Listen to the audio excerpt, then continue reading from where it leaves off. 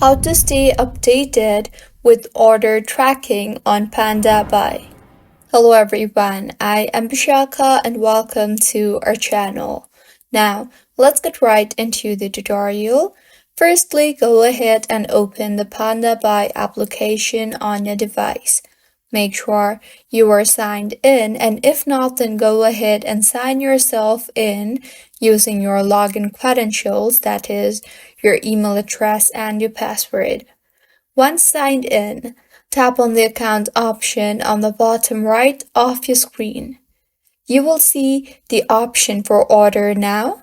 Tap on that. In the interface that you will be led to, you will be able to see all your delivered and ongoing orders.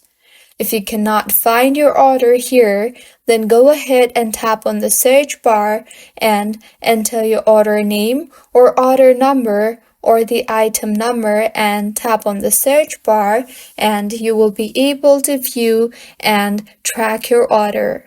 So, this is how you can stay updated with order tracking on Pandabuy. If you find this tutorial helpful, please like the video and do comment if you have any queries. Thank you for staying with us until the end.